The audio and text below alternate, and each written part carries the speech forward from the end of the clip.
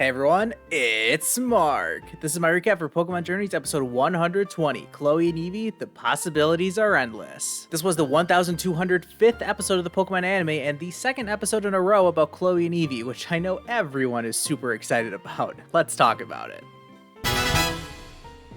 The episode starts at the Eevee Evolution Lab in Vermilion City, where Chloe is having her Eevee get some kind of medical checkup. The lead researcher says Eevee is in perfect health and asks Chloe what they've been up to lately. Chloe talks about meeting all the other Eeveelutions and how Eevee liked all of them and even copied them, but doesn't show any signs of wanting to evolve into any particular Eeveelution. Cut to later that night, and Chloe is in her room looking at all the different items that she and Eevee have collected throughout their journeys together. At dinner, Chloe asks her dad why Pokemon evolve, and this Pokemon professor is overjoyed to hear her daughter taking such an interest in Pokemon, but of course, Chloe isn't a big fan of that reaction. This conversation continues for a little bit, but then Professor Cerise offers to go on a family camping trip. I guess this could make up for that summer vacation that got canceled last year. The next day, Chloe and her dad head off first because Parker still has to go to soccer today, and Yamper is not a fan of having to stick around these guys while Chloe goes on ahead. Anyways, Chloe and her dad head off, and can I just ask, who in their right mind sits in the backseat of a car with this expression on their face? Is Chloe some kind of psychopath?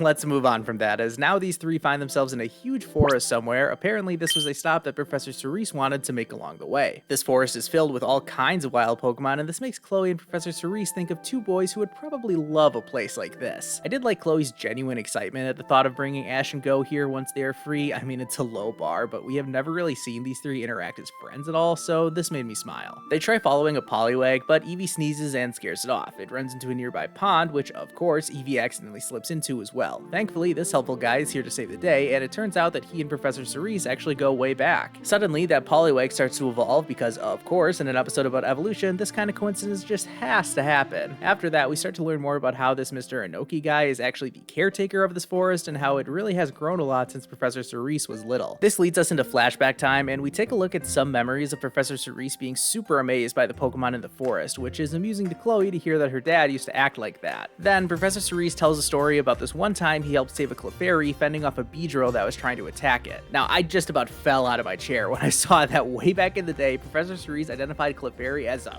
fairy type? What? How does that work? No wonder this guy grew up to become a Pokemon professor. The fairy type didn't even exist back then. Okay, anyways, Professor Cerise helped nurse this Clefairy back to health, and they even ended up at a cherry blossom tree one day. Only reason this is notable is because the names Cerise and Sakuragi are both named after cherry blossoms. Later, Professor Cerise was introduced to Clefairy's metronome, which just ended up paralyzing him. Eventually, the day came when Professor Cerise had to say goodbye to his friend, but Clefairy did give them a fitting send-off by using Petal Blizzard via metronome. Some luck that must have been. Now that story time is over, Chloe and her dad head over to the campsite, where they are joined by the rest of the Cerise family. They do camping activities together like setting off sparklers? Is that something people do while camping? Must be a cultural thing. So later that night, everyone's chilling around the campfire admiring a full moon, and if there's a full moon around these parts, then there might just be a very special event going on nearby. They all head off towards what they think is the sound of Clefairy singing, as Professor Cerise explains how Clefairy gather under a full moon to do an evolution ritual. Sure enough, they find a group of Clefairy doing their little moonstone dance, and while they're looking on, Professor Cerise just so happens to notice a Clefable there as well. I'm sure that's not another crazy coincidence or anything like that. Just then, a swarm of Golbat appear from out of nowhere, threatening to ruin the ritual. Clefable steps up and fires off a psychic attack, but it's not enough to fend them off. This is when Chloe's Eevee springs into action using Copycat and then fires off a psychic alongside Clefable. This is enough to send the Golbat away, and the Clefairy immediately resume their evolution ritual. I don't really know how to best fit this clip into context with this episode, but you know I have to play this. So, how long is it gonna be till the big Evolve-orama? The answer is right now, as all the Clefairy evolve into Clefable before they jump out towards the moon? I don't know. Anyways, the one Clefable from before stays behind and starts using metronome. Slowly but surely, the entire Cerise family catches on. It was funny seeing Clefable get cross with Professor Cerise for not doing the finger wiggle around with everyone else at first. And oh my gosh, can you believe it? The move Clefable uses is Petal Blizzard. What are the odds of that? Actually, I looked it up. I think it's like 0.14%. But hey, if this really was the same Pokemon that Professor Cerise befriended back in the day, then no coincidence is too far-fetched. The last scene of the episode is probably the most important one, with Chloe talking to her father about what she's learned about evolution, and this causes Professor Cerise to reaffirm his goal of making a world where Pokemon and humans can live together. And Chloe's reaction to this is pretty funny, saying that for some reason her dad actually seems cool today. Suddenly, Chloe says that she really wants to learn more about Pokemon evolution, and Professor Cerise gives the advice of just start by walking, and when you reach a crossroad, just listen to your own feelings. This is actually really good life advice. I would actually recommend this to people who are unsure of what they want to do in life as well. This inspires Chloe, and the episode comes to an end with her excited about the endless possibilities that she and Eevee have in front of them.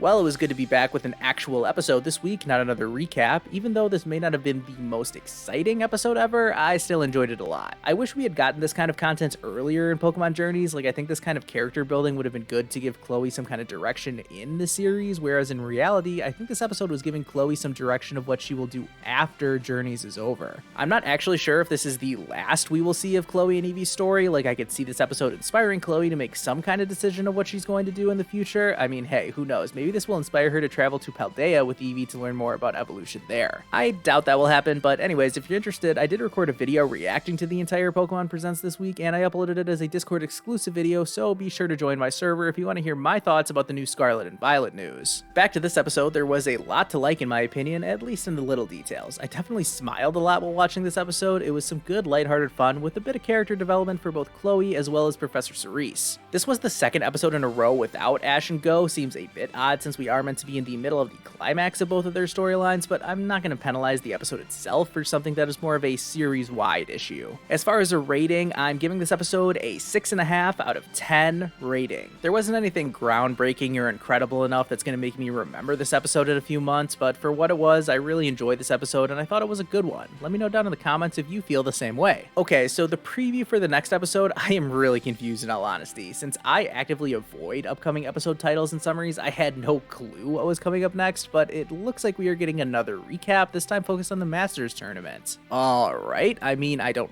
love the idea of another recap, but if that's what we have to get, that's what we have to get. Obviously, I am a lot more understanding and tolerant than the people who like to get angry about the anime taking so many breaks, he says while using air quotes. I mean, obviously, in a perfect world, they would not be putting out any recaps, but I am absolutely sure this is just because of how crazy the production for the show must be right now. They don't really have any choice in the matter. Once again, I'm always happy with any new episode that we get, so I won't be complaining about a recap, and I would encourage you all to try and do the same. It's always better if we try to be positive. In the meantime, I should get a new video out this week ranking Ash's Johto gym battles. Unfortunately, I actually tore my Achilles this week. Ow, I know, it hurts a lot, so I think I'll have plenty of free time to sit around and make this video while I am just resting my leg. Be sure to subscribe to my channel so you don't miss that video, leave a like on this video if you haven't already, and thank you all so much for watching. I'll see you guys next time.